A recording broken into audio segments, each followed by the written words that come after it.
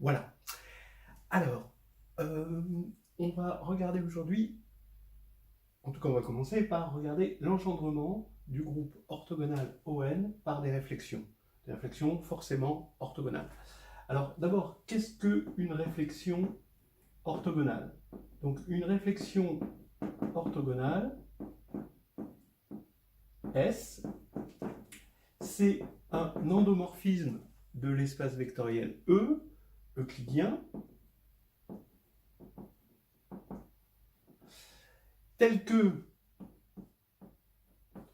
il existe une base orthonormée, qu'on va appeler E surligné, et avec une matrice dans laquelle S s'écrit sous forme d'une matrice, et cette matrice est de la forme 1, 1, 1, il y a n-1, 1, et ici 1, moins 1.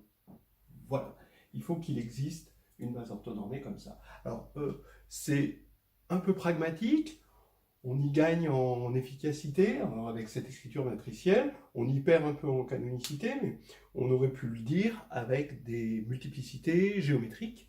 1 est de multiplicité géométrique n-1, et moins 1 est de multiplicité géométrique 1. Et dans une base orthonormée, évidemment, hein, ça c'est le côté orthogonal. Voilà. Donc ce qu'on va voir, c'est que donc le théorème hein, qu'on va voir, c'est que si on va donner soit f dans ON, donc ça c'est le groupe des endomorphismes de l'espace vectoriel euclidien E qui laisse stable euh, la forme euclidienne, eh bien si f est dans O de n, alors f peut se décomposer en symétrie orthogonale, c'est de l'engendrement. Voilà, alors on va essayer tout de suite de commencer par alors, grand N. Alors bien sûr, grand N, on peut trouver des majorants. Pour l'instant, on pourra en parler après, mais pour l'instant, je dis rien sur grand N. Hein, mais en tout cas, pour l'instant, on peut le distinguer de petit n. Ici, ce qu'on va essayer de rappeler, des petites choses préliminaires pour la preuve, qui est quand même une preuve simple. D'abord, l'idée clé de la preuve, et ça, c'est une idée très classique dans les engendrements, que ce soit dans le groupe symétrique, ou, hein, parce qu'on a aussi des problèmes d'engendrement dans le groupe symétrique. L'idée clé, c'est la suivante, c'est d'essayer de l'ajout d'un variant. Vous allez voir.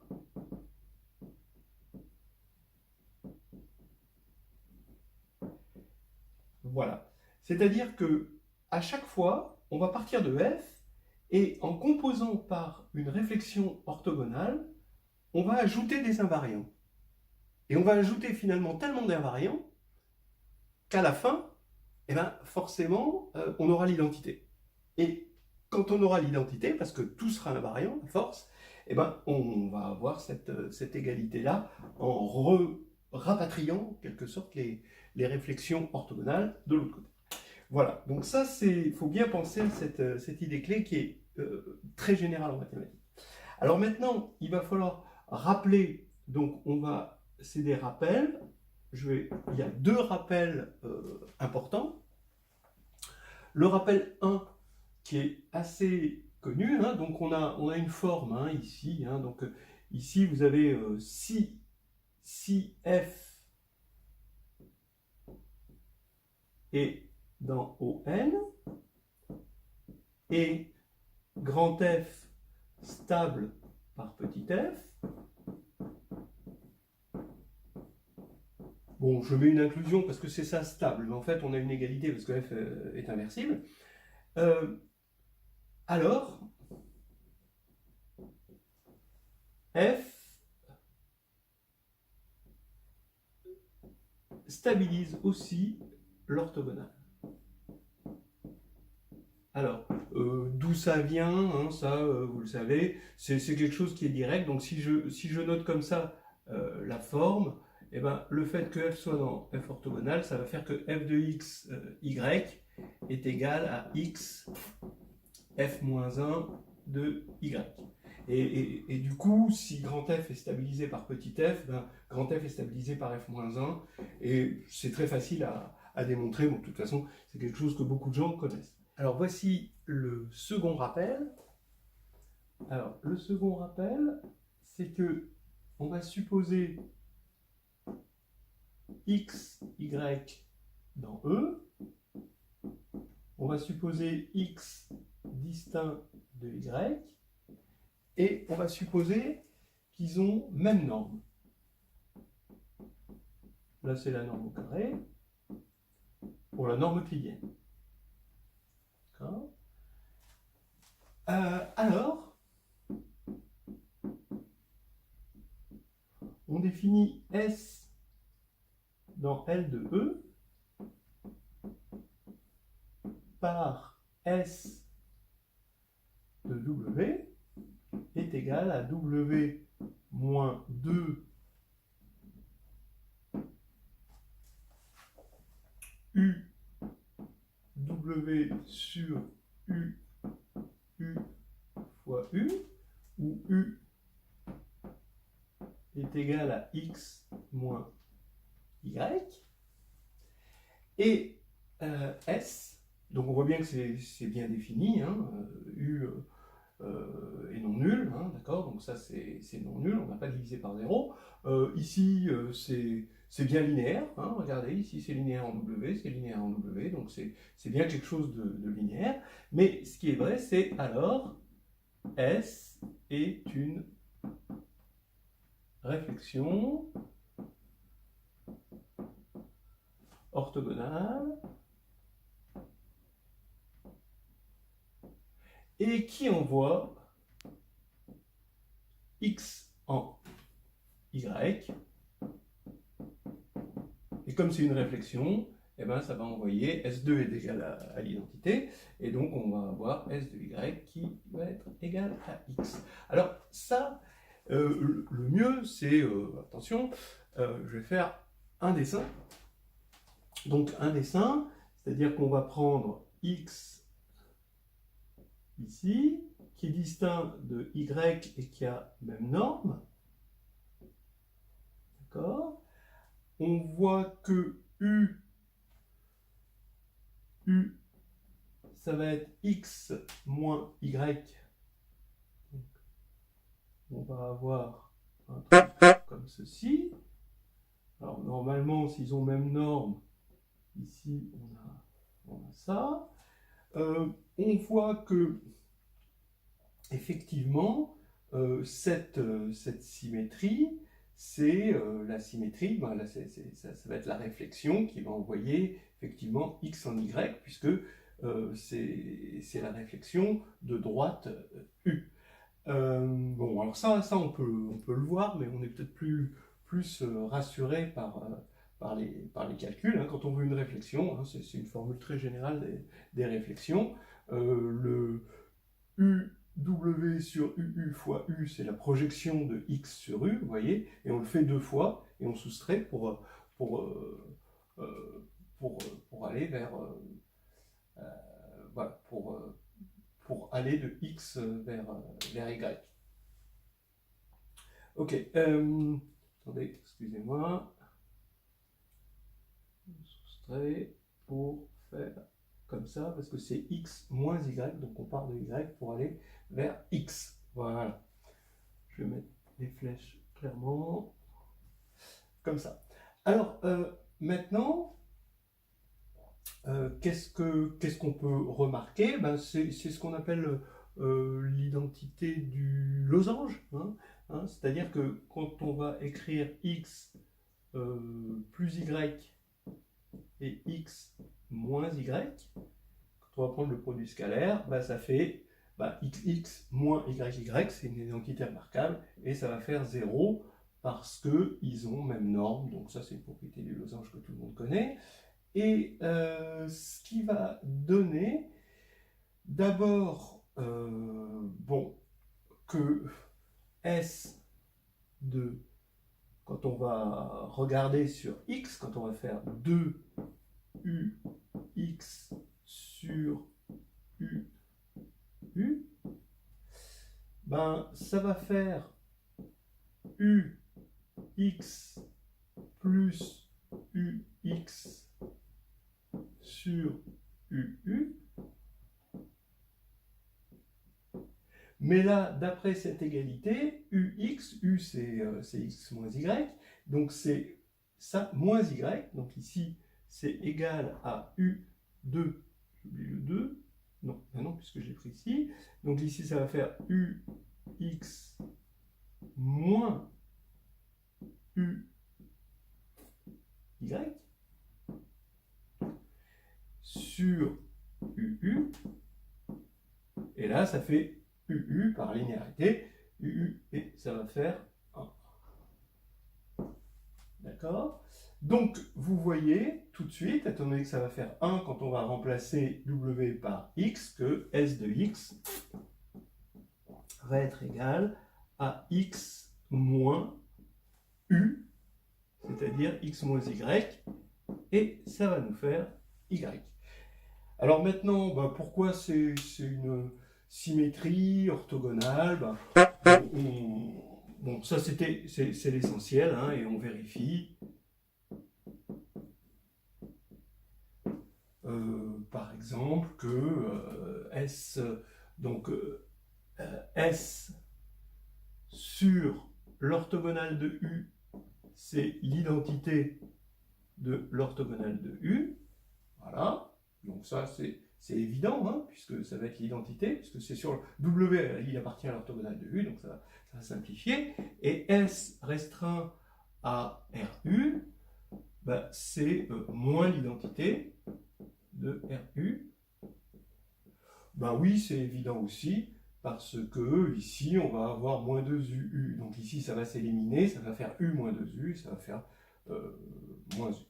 Donc, on appellera ça tout à l'heure R1 et R2. On va donc regarder cette preuve, et pour ça, on va montrer que si sigma est dans ON, alors il existe une réflexion orthogonale S telle que les invariants de sigma sont strictement inclus dans les invariants de S rond sigma. Alors évidemment, il faut que sigma soit différent de l'identité. Quand on est arrivé à l'identité, c'est que c'est terminé. Hein, d'accord ? Et ici, c'est de l'ajout d'invariants. Vous voyez qu'on progresse dans les invariants. Alors pour les invariants, vous pouvez dire que c'est le sous-espace propre pour la valence propre 1. D'accord? Si vous voulez, c'est ça les invariants, hein, c'est ceux qui ne varient pas sous sigma. Et là, c'est plus grand. Alors, en effet, si on arrive à montrer ça, alors vous partez de F.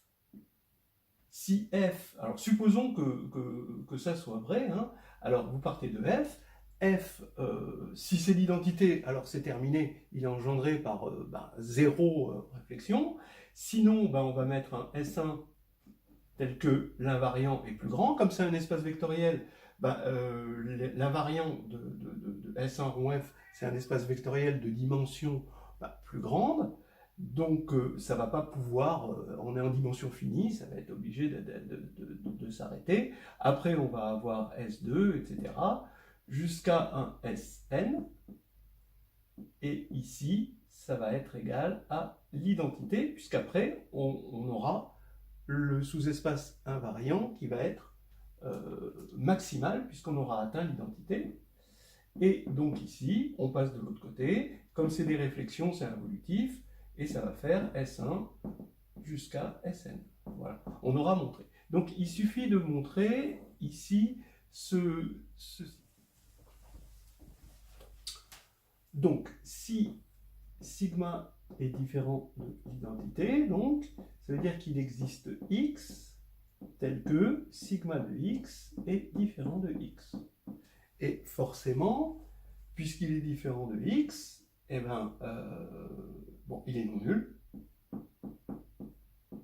On va poser y égale sigma de x. Comme sigma est dans O de n, ben, ils ont même norme.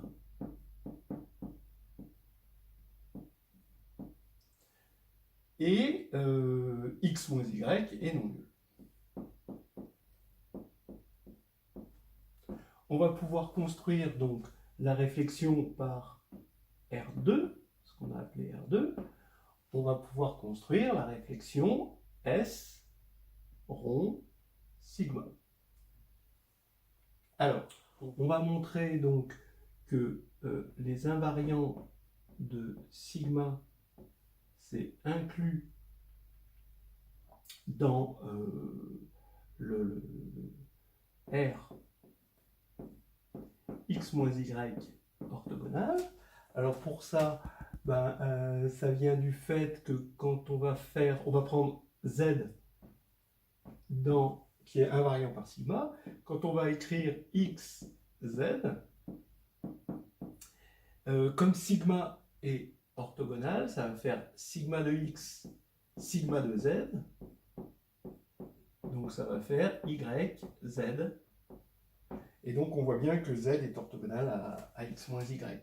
Ça veut dire que finalement, puisque S c'est l'identité là-dessus, et sigma c'est l'identité là-dessus, et que ça c'est là-dedans, donc ça va donner que S rond, voilà, les invariants de sigma sont inclus dans les invariants de S rond sigma, d'accord? Puisque ça, ici, tout invariant ici va être aussi invariant forcément par sigma et par S d'après ça, donc par S rond sigma. Et le fait que ce soit strict maintenant, c'est juste le fait que ici X n'appartient pas à lui, et pourtant X appartient à lui. Alors c'est ce qu'on va voir tout de suite. Donc on croise les doigts. S rond sigma de x, c'est égal à S de sigma de x, mais ça c'est y, et S de y, encore une fois d'après R2, ça fait x. Voilà, et donc on a montré exactement ce que l'on voulait.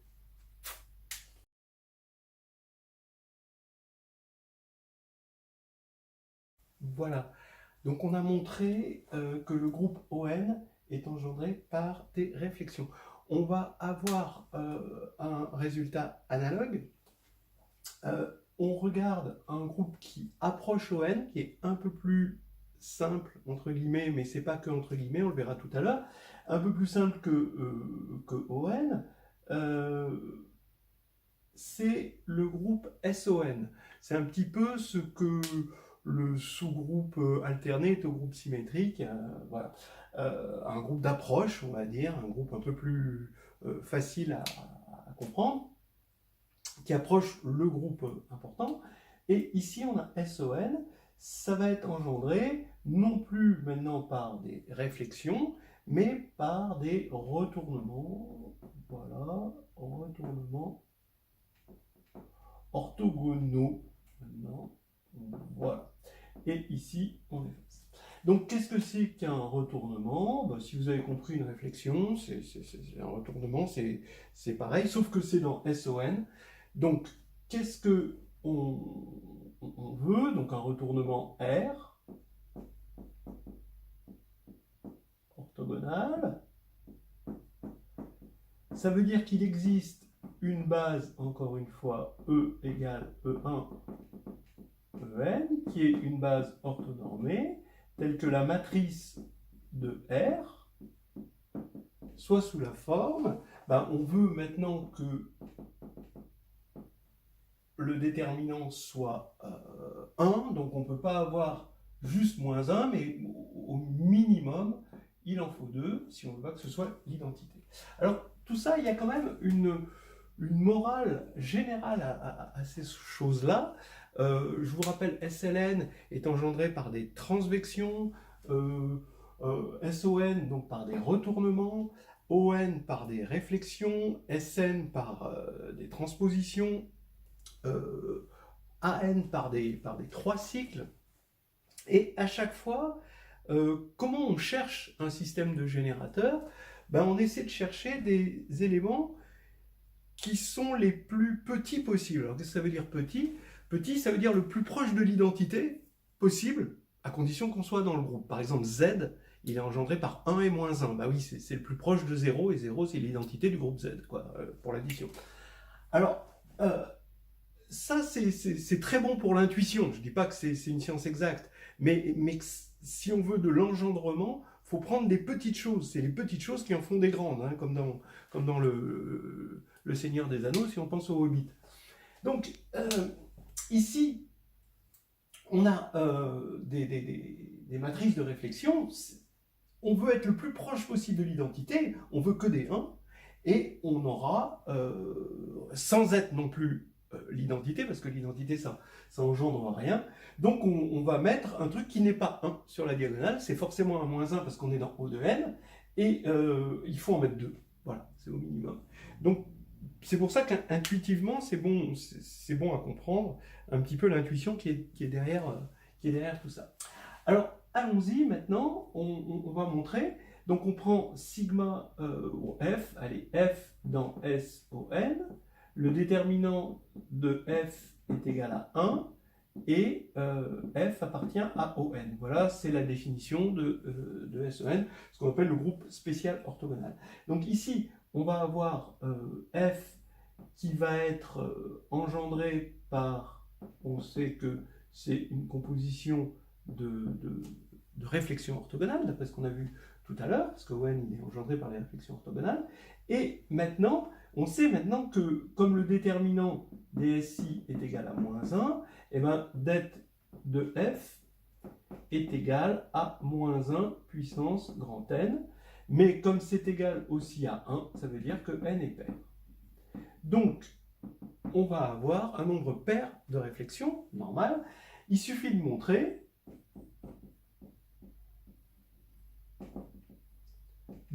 quoi? Que à chaque fois qu'on a deux réflexions orthogonales, eh bien, c'est égal au produit de deux retournements orthogonaux. Voilà. Alors, effectivement, puisqu'il y en a un nombre pair, on les prend 2 par 2 et on aura f en fonction des retournements. Voilà. Alors, comment maintenant on va montrer cette assertion?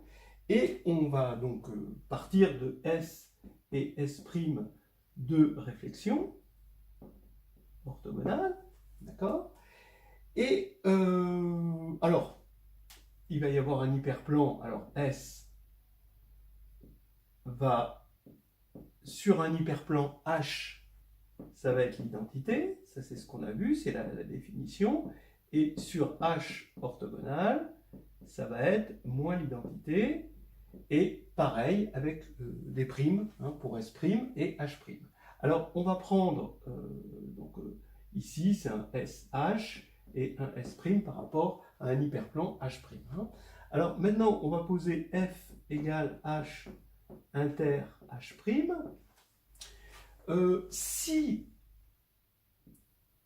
H égale H', alors S rond S', bah, c'est S rond S, hein, puisque une réflexion elle est entièrement déterminée par son hyperplan, donc c'est l'identité, donc elles sont égales. Bon là c'est pas intéressant parce qu'on aurait l'identité, voilà.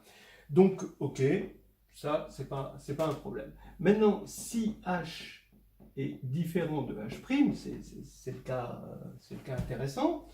Alors qu'est-ce qu'on va dire? Alors on va dire que S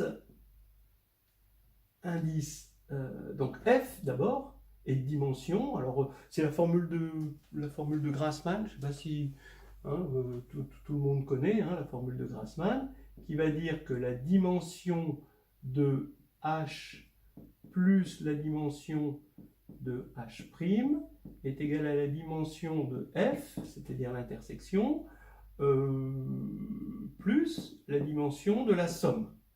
Mais la somme, H plus H', bah, c'est strictement plus grand que H, et c'est inclus dans E, donc pour une question de dimension, c'est la dimension de E. Donc ça veut dire que ici on va avoir n-1, là c'est n-1, là c'est l'inconnu, là c'est n, et donc c'est que la dimension de f c'est n-2.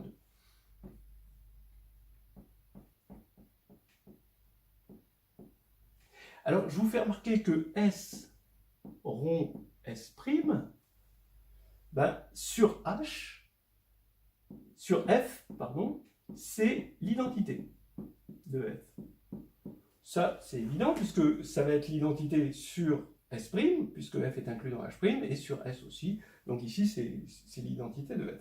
Donc maintenant, on va rappeler, le rappel 1, c'est que S rond S' va laisser invariant F orthogonal. Et F orthogonal qui est un plan, puisque c'est de dimension 2.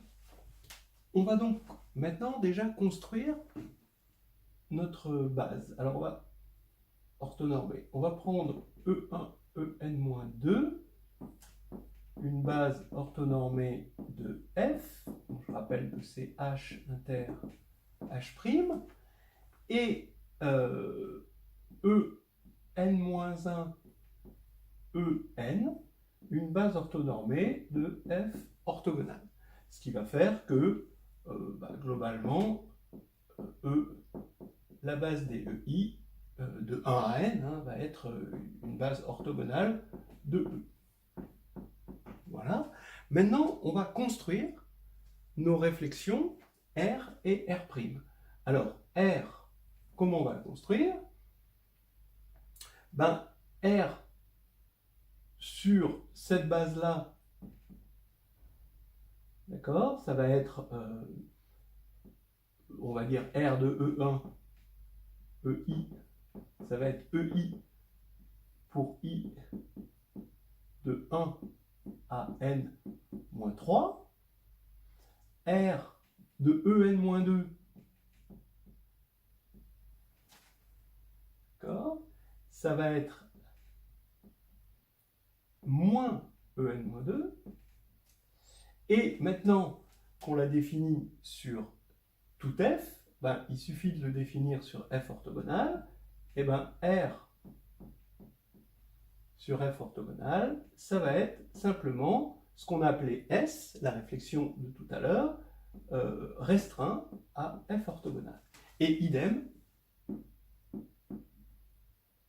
pour R', je peux le faire peut-être avec des couleurs. Là ici, R', ça va être bon. Là, on va avoir ça. Et R', on va avoir égal à S'. Alors, d'abord, qu'est-ce qui va se passer? Ben, on veut montrer, je vous rappelle qu'il faut montrer deux choses. C'est que R rond R' est égal à S rond S'. Voilà, donc ça c'est 1. Et 2, que R et R' sont des réflexions, des retournements orthogonaux. Voilà. Alors 1, ben, on va le regarder sur F. Ben, sur F, on veut montrer que restreint à F, ça c'est bon. Ben oui, parce que ça c'était l'identité, puisque F c'est H inter H'. Et là c'est bon aussi, parce que R et R', ce n'est pas l'identité, mais par contre, il va y avoir ces moins 1 qui vont se compenser. Moins par moins, ça va faire plus. Et donc, on va avoir globalement l'identité. Donc ici, on va avoir l'identité sur F des deux côtés. Donc ici, voilà. Donc maintenant, sur F. Maintenant, sur F'. Sur F orthogonal. Pardon. Alors, sur F orthogonal, bah oui, forcément, bah oui, puisque R c'est S et R' c'est S. Donc là c'est trivial. Voilà. Donc, on a bien l'égalité 1. Maintenant, 2, on veut montrer que ce sont des réflexions orthogonales. Donc, qu'est-ce qu'il faut montrer? Il faut montrer que donc on a un espace de dimension. Donc déjà, oui, déjà c'est assez clair que c'est orthogonal, puisqu'ici on va avoir ça va être orthogonal sur lui et ça va être orthogonal sur lui. Donc ici c'est orthogonal globalement sur E. Donc R, je le fais juste pour R, hein, appartient au N. Ensuite, maintenant R', bah, on sait que ça c'est un plan. Et donc, si on doit regarder R, S, il suffit de regarder S sur un plan, bah, ça va rester d'une part orthogonal, c'est un endomorphisme orthogonal, pour la forme euclidienne du plan, bah oui, puisque c'était un endomorphisme orthogonal au départ, donc quand on prend la restriction, ça va rester, les propriétés vont rester par hérédité en quelque sorte, donc ça va être encore orthogonal. Maintenant, si on doit regarder le déterminant, bah, le déterminant de S, on sait que comme c'est une réflexion, c'est moins 1, et c'est aussi égal au déterminant de S sur F, fois le déterminant de S sur F orthogonal. Mais ça, S c'est l'identité, donc ça c'est 1, ce qui veut dire que S sur F orthogonal est de déterminant 1. Alors sur les plans, on sait ce que c'est qu'un endomorphisme orthogonal de déterminant 1. C'est une réflexion, tout simplement, c'est une réflexion, c'est-à-dire qu'il va y avoir une matrice sur laquelle une base dans laquelle la matrice de ça, c'est une base orthogonale, hein, orthonormée, vraiment on peut, tel qu'on a ça. Donc si on fait le bilan, on compile la base orthogonale ici, mais plus avec cette base-là, avec la base sur laquelle S, la base de F orthogonale sur laquelle S s'écrit comme ceci, et R, la matrice de R dans cette base compilée, ça va être 1, 1. Donc là, on est à n-3. Ici, à n-2, on a le moins 1 à cause d'ici. Et ensuite, on a 1, moins 1. On a une base orthonormée parce que les sous-espaces, ils sont orthogonaux. Voilà. Et bien, c'est terminé. C'est bien une réflexion. Et c'est fini.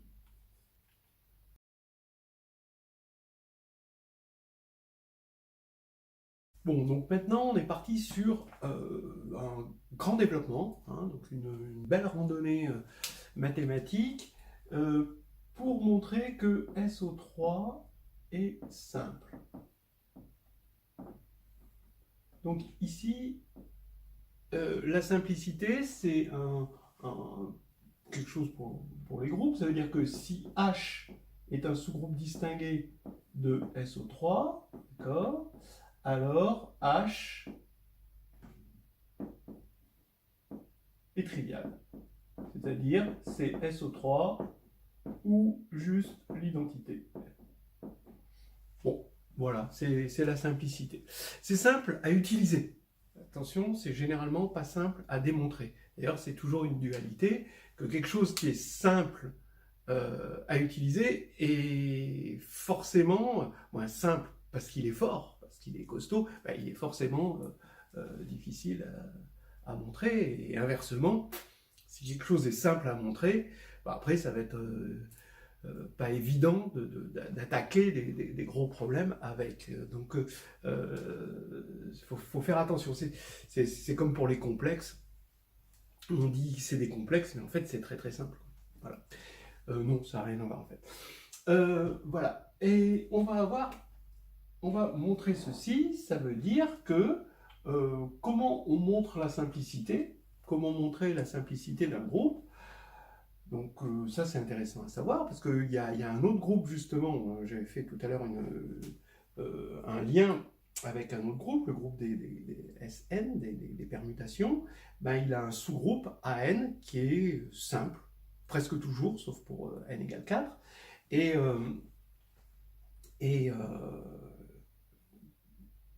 on montre on montre la simplicité toujours de la même manière. On va prendre ici un petit h, par exemple, je ne sais pas s'il faut que je l'appelle petit h, on verra, dans grand H, avec H distingué dans SO3, et on va supposer que H est différent de SO3.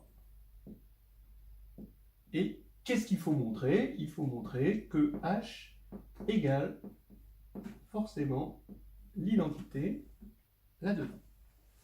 Voilà. Donc c'est tout simple. Et voilà. Maintenant, comment on va montrer ça pour... Donc ça, c'est la stratégie complètement générale pour montrer la simplicité. Maintenant, comment on va le montrer pour ça? Ben, on est dans un groupe de matrices. On va peut-être faire quelques petits rappels. Donc là, maintenant, on est rappel 3. Donc, si G est dans SO3, alors, il existe une base orthonormée, E1, E2, E3, dans laquelle la matrice de G va s'écrire 1, 0, 0, 0, 0, et puis ici, cosinus θ, sinus θ, moins sinus θ, cosinus θ. Voilà. Alors ça, on va en avoir besoin, donc c'est pas difficile à démontrer. D'abord, G, le spectre de G, forcément, c'est égal à... c'est inclus dans ce que je vais appeler U, les unités des complexes, c'est-à-dire les éléments de norme 1.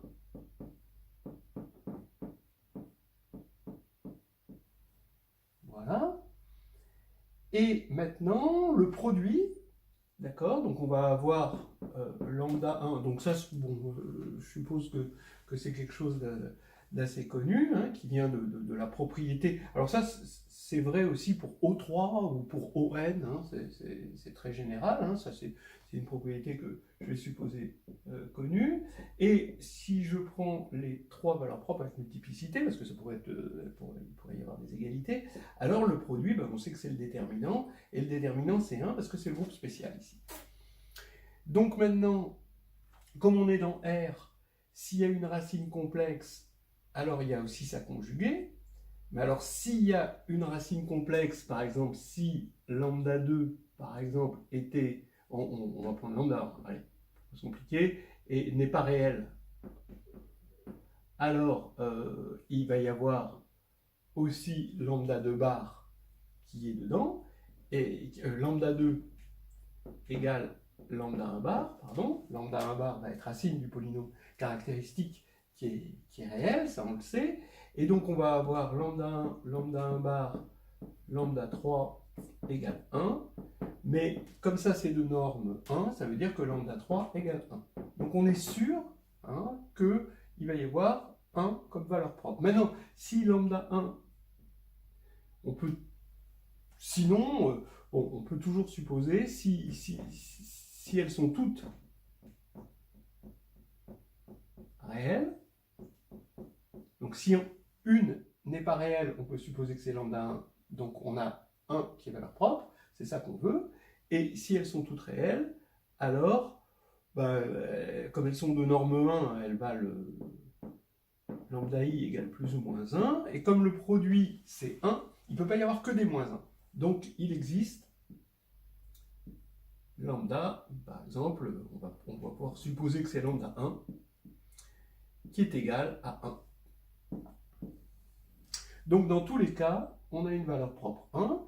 Maintenant, je vais rappeler le rappel R1, C'est-à-dire que quand on a un espace stable, alors on a un orthogonal qui va être stable, mais ici, comme on est en dimension 3, on va avoir un plan stable, et on va avoir un déterminant qui est forcément égal à 1. Puisque globalement, le déterminant est égal à 1, on a pris ici une valeur propre 1, donc ici, par déterminant par bloc, on va avoir le déterminant ici qui sera égal à 1. Donc c'est une rotation, hein, ça a déjà été classifié, hein, on suppose que la partie n égale 2 a déjà été faite. Hein. Donc on a une rotation du plan, et cette rotation du plan, on sait sous quelle forme elle peut se mettre dans une base orthonormée, ce qui donne ceci dont on va se servir souvent. Par exemple, on peut s'en servir pour dire une chose assez intéressante, peut-être surprenante pour certains, c'est quelque chose d'ordre topologique, c'est que SO3 est connexe par arc. Effectivement, il suffit de connecter tout élément de SO3 à un seul élément, comme ça ils seront connectés tous entre eux. D'accord ? Et comme on va créer un arc, on va prendre G, on sait que on va prendre ici, on va prendre on se ramène à SO3 matriciellement, hein, donc on aura ici, quitte à prendre une matrice de passage, ceci, d'accord? Donc G va s'écrire sous cette forme-là, sinus θ, moins sinus θ, cosinus θ, voilà, donc ça, puis ici c'est des zéros, P-1, donc on part d'une matrice, hein, on regarde les choses matriciellement, de SO3 la version matricielle, et maintenant il faut relier cet élément qui est un élément typique, donc P c'est une matrice de passage, hein, donc ici cet élément typique qu'on va relier à l'identité, c'est pas difficile, il suffit ici de prendre T, T, T et T, avec T dans 0, 1. C'est très facile de voir qu'on crée un arc continu. Et pour T égale 0, qu'est-ce qui va se passer? On va avoir T égale 0, on va avoir l'identité. Et pour T égale 1, alors l'identité ici, hein, donc ça va faire P identité I3, P-1, mais ça c'est I3. Et pour t égale 1, on va avoir le G qu'on avait au départ, la version matricielle de SO3. Hein, j'ai regardé ça matriciellement. Voilà. Hein, donc c'est assez facile jusqu'à présent d'avoir la connexité par arc. On pouvait aussi obtenir de la même manière la connexité par arc à partir de ce qu'on a vu tout à l'heure, c'est-à-dire l'engendrement par des retournements. C'est-à-dire, on prend des retournements, chaque retournement, il est, d'après la définition d'un retournement, il est engendré par...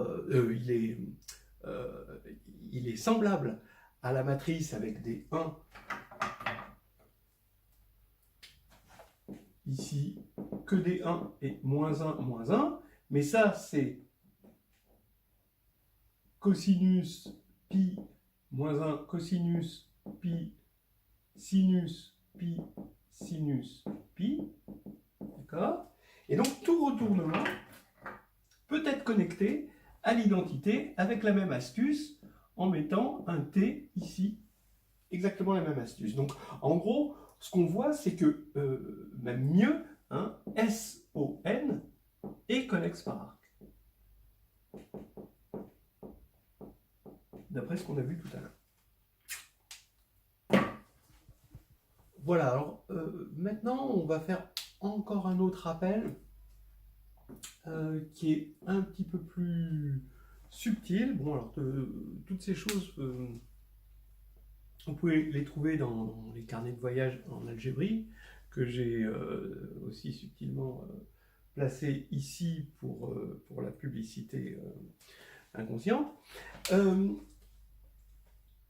Ici, on n'a que le centre de SO3, donc le centre d'un groupe, c'est l'ensemble des éléments qui commutent avec tous les autres, et c'est un sous-groupe, d'ailleurs un sous-groupe distingué. Et bien, le centre est trivial. Le centre de SO3, c'est l'identité. Comment on fait ça? On va prendre H0, un élément du centre de SO3, et on va prendre G dans SO3, de sorte à ce que H0G soit égal à GH0. Et lui, il est quelconque. Donc maintenant, on va le choisir, ce G.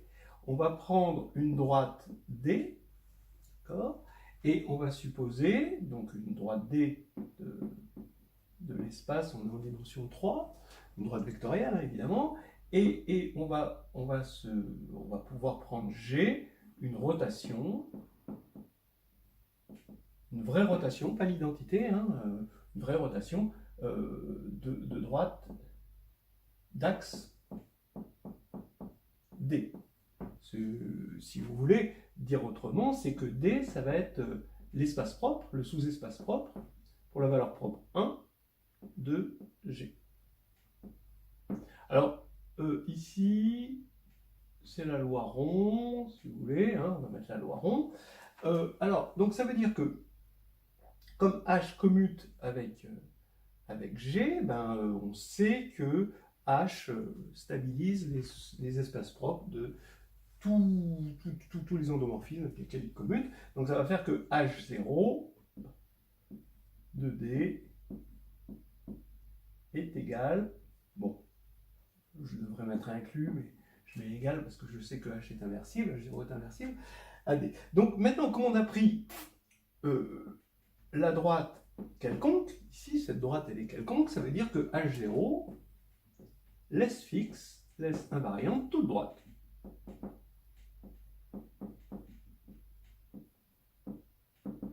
Ah.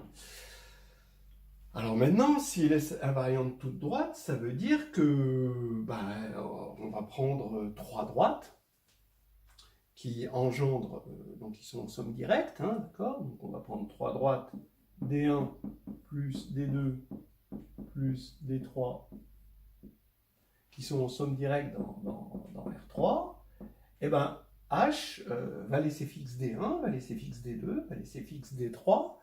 Donc, comme ça laisse fixe globalement, bah, c'est que ça va agir comme un scalaire, puisque c'est des droites, c'est en dimension 1.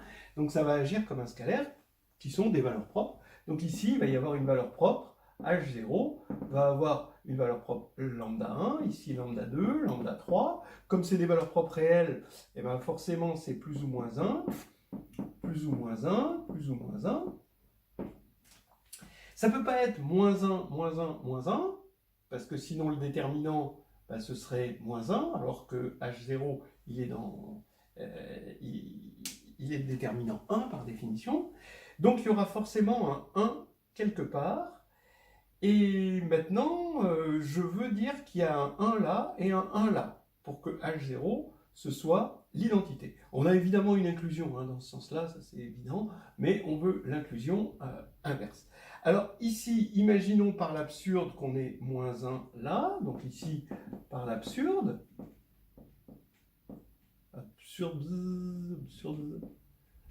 absurde ici, et qu'on ait ici 1 et moins 1, et bien, alors dans ce cas-là, si on avait moins 1, forcément, lui, ce serait moins 1 ici, puisque le déterminant.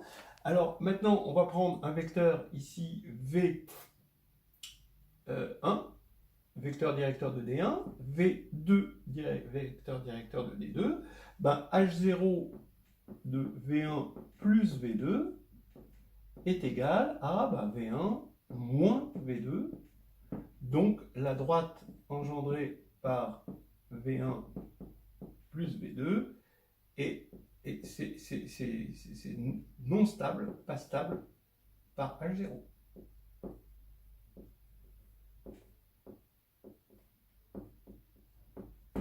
Voilà, c'est pas stable par H0, bah oui, puisque ces vecteurs-là sont sont linéairement indépendants, hein, ça c'est clair, puisque V1 et V2 sont déjà au départ linéairement indépendants. Voilà, donc ça veut dire que ici on a 1, 1, 1, et donc ça veut dire que H0, donc le absurde, ça y est, hein, il a été...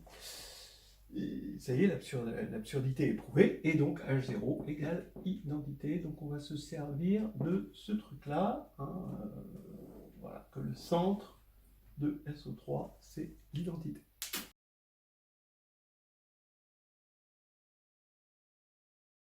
Voilà, on va commencer à pouvoir attaquer vraiment la simplicité. Alors, la preuve de la simplicité, elle se fait dans un premier temps, on l'avait dit, hein, on va partir d'un H dans un sous-groupe ici, de SO3.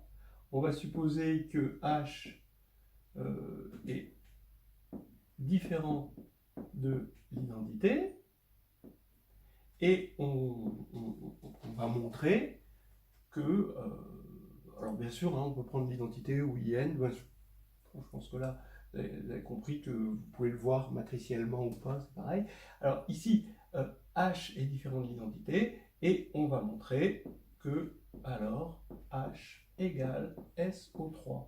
La stratégie, c'est si on montre que H, qu'il existe un retournement dans grand H, R est un retournement, vous avez compris, hein, alors, eh ben, il va contenir H contient tous les retournements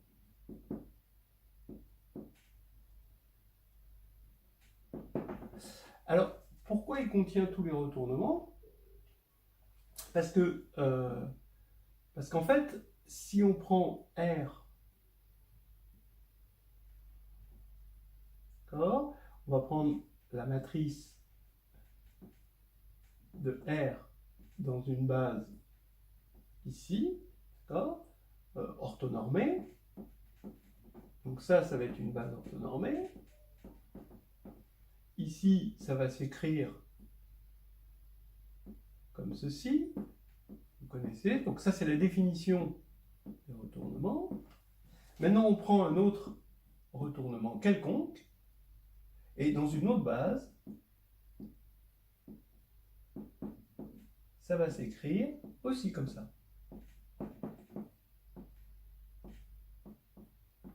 D'accord? Donc maintenant, on peut...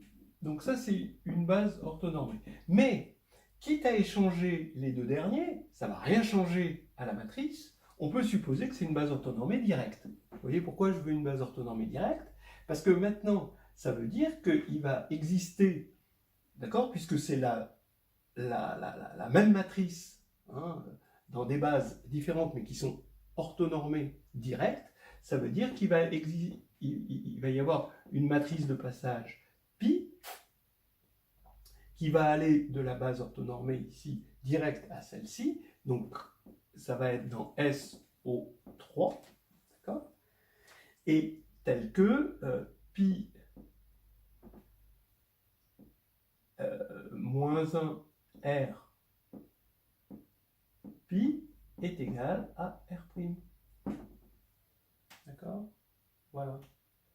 Mais ça, comme R, ça c'est dans H, comme pi est là-dedans et que H est distingué dans SO3, bah ça va être encore dans H. Donc je suis parti d'un R' quelconque, qui était un retournement, et à partir du moment où il existe un retournement dans H, alors il va exister tous les retournements. Or, SO3 est engendré, on l'a vu tout à l'heure, par les retournements.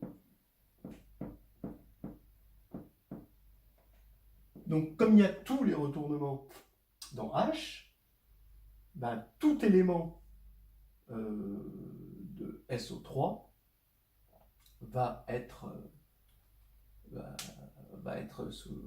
se décomposer en retournement, donc va se décomposer en élément de H, donc va être dans H. Donc on a bien SO3 qui va être inclus dans H, ce qui nous fait l'égalité voulue. Donc pour l'instant, on n'a pas encore montré, mais on a montré que si j'arrive à trouver un seul retournement, alors j'ai gagné dans H. C'est exactement la même chose avec la preuve de AN est simple pour n différent de 4, où il suffit de trouver en fait 3 cycles dans un sous-groupe distingué H pour avoir tous les sous-groupes distingués. Voilà, donc maintenant, voilà, on va faire une petite construction qui va nous permettre de voir que ce retournement, il existe. Et cette construction, ça va être une fonction continue qui va aller de SO3 dans R. Donc regardons cette fonction continue. On va prendre une fonction, on va l'appeler phi par exemple, d'accord. Alors on est parti d'un H dans grand H, d'accord, pour l'instant qui est non différent de l'identité, ça va être important. Et on va aller de SO3 pour l'instant dans R.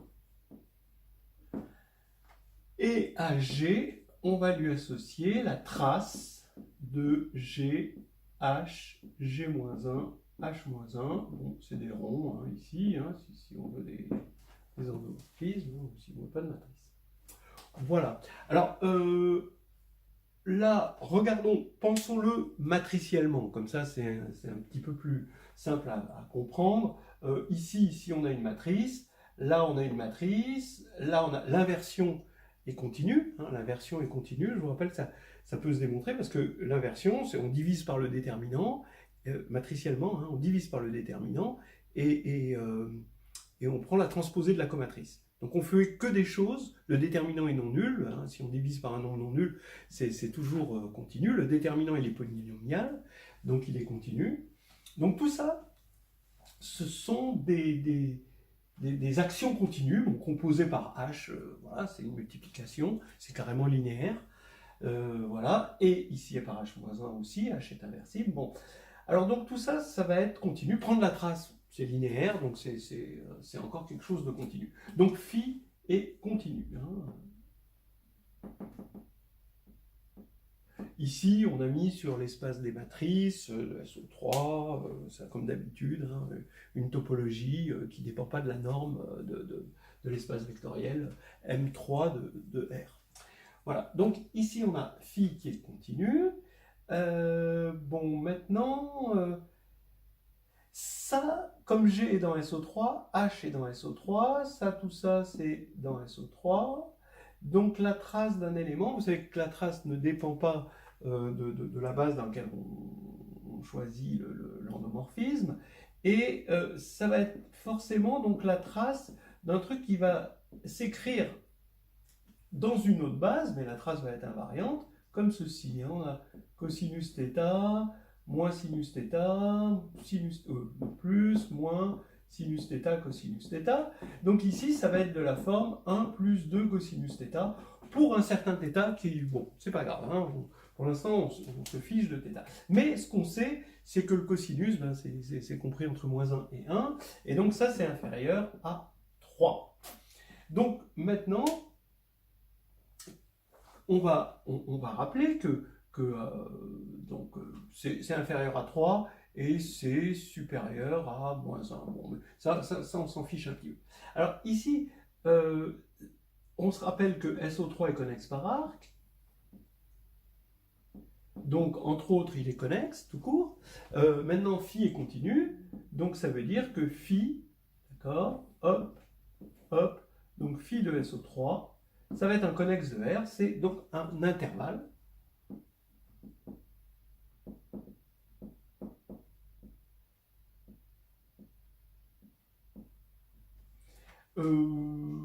Et c'est même, alors c'est un intervalle qui va contenir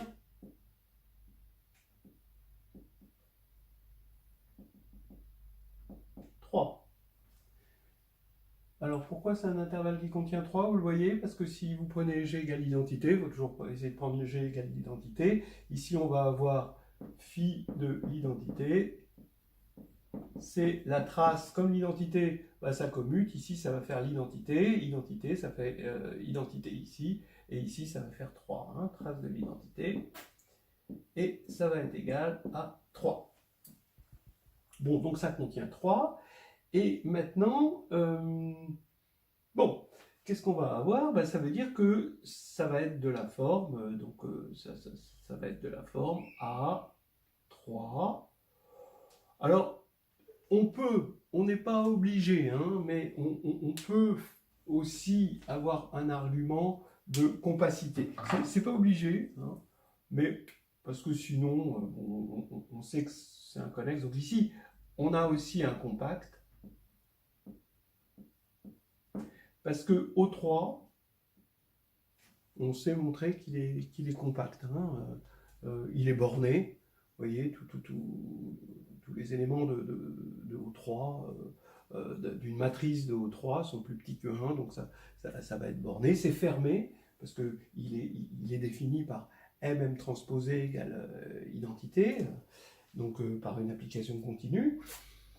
Donc c'est un fermé borné dans un espace vectoriel de dimension finie sur R, c'est forcément un compact. Donc comme ici c'est un compact et que la phi est continue, on sait que ça va être un intervalle fermé. Mais ça n'aurait pas été un intervalle fermé, ça revenait au même. Le tout c'est que ce ne soit pas juste 3. Parce que quand je dis intervalle qui contient 3, il faut montrer que c'est différent. Donc phi de SO3, il faut montrer qu'il est différent de juste 3. Mais regardez, si on avait phi de SO3 égale à 3, eh bien, qu'est-ce qu'on aurait? Ça voudrait dire que à chaque fois, on aurait 1 plus 2 cos θ égale 3, c'est-à-dire cos θ égale 1, c'est-à-dire θ égale 0 modulo 2pi, c'est-à-dire que G rond H rond G-1 rond H-1 serait égal ici à identité. D'accord? Matriciellement, on voit que c'est l'identité. Alors, ici, ça veut dire que GH est égal à HG, mais tout ça, c'est, j'ai oublié de mettre un quantificateur, quel que soit G, puisque c'est l'image, quel que soit G dans SO3, parce que c'est l'image de SO3 qui serait uniquement concentrée en 3, donc c'est ça. Donc ça veut dire que H est dans le centre, donc ici quel que soit G, ça veut dire qu'on était parti d'un élément H, ben H est dans le centre de SO3, et donc H égale identité, ce qui est absurde parce qu'on avait pris H différent de l'identité pour montrer la simplicité de notre groupe H. Voilà. Donc pour l'instant, on a montré que l'image, c'est dans un intervalle qui contient 3, c'est un intervalle qui est ouvert ou fermé ou semi-ouvert ou quelque chose, mais en tout cas c'est un intervalle, c'est un connexe de R qui contient 3. Donc ça veut dire que s'il ne contient pas que 3, puisque c'est le cas, alors il va contenir tous les éléments entre 3, d'accord? Donc il contient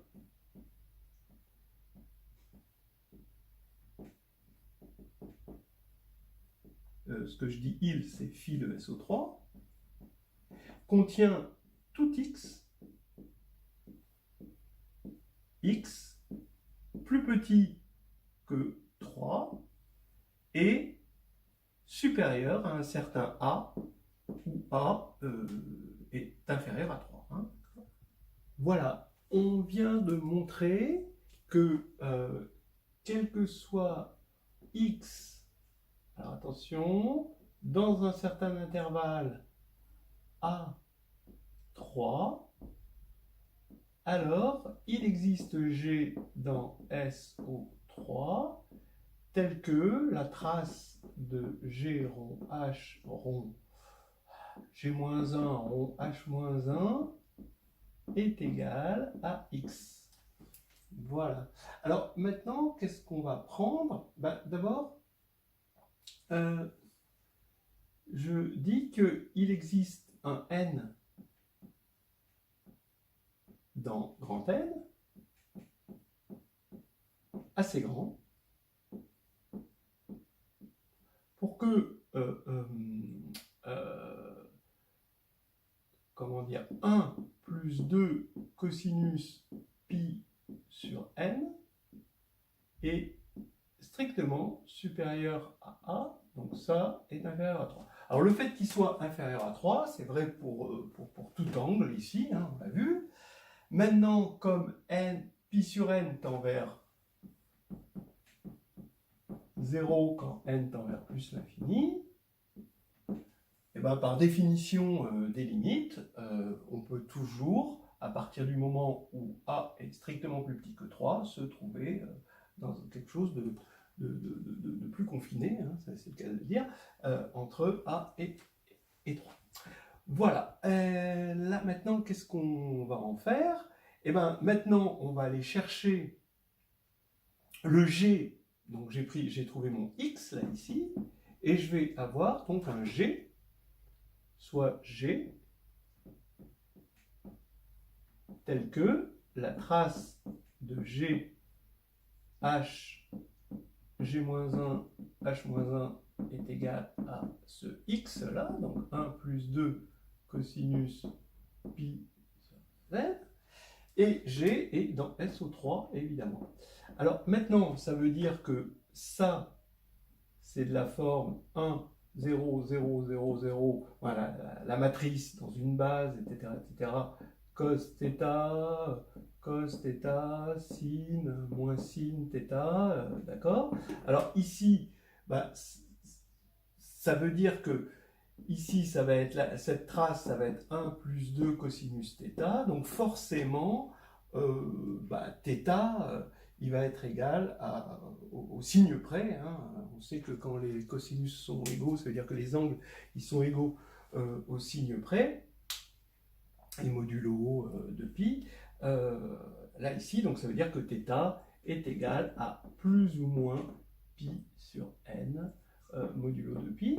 Et donc, g puissance n, quand on va faire g rond h rond, pardon, g-1 rond h-1, dont la matrice c'est ça avec θ égale plus ou moins pi, puissance n, et ben qu'est-ce que ça va nous donner? Ça va nous donner la même chose, ça va nous donner cosinus pi, donc ça va nous donner la matrice, ça va être 1, 0, 0, on va avoir pi, hein, 0, moins 1, 0, 0, 0, moins 1. D'accord? Parce que vous savez que quand vous avez une rotation, ici le 1, c'est clair, quand on a une rotation d'angle θ, quand on la met à la puissance n, ça va être une rotation d'angle nθ, hein, ça on le sait, et donc c'est bien un retournement. Alors, comme h, attention, on regarde bien les hypothèses, comme h est distingué dans SO3, ben, ça veut dire que ce truc-là, G rond H rond G-1, ça c'est dans SO3. Maintenant, on compose par H-1, ben, ça va être encore dans SO3. Et ce truc-là, on a vu que c'était un retournement, puisqu'on avait pris une base orthonormée ici. Donc ça y est, on a trouvé notre retournement. Et je pense que c'est terminé.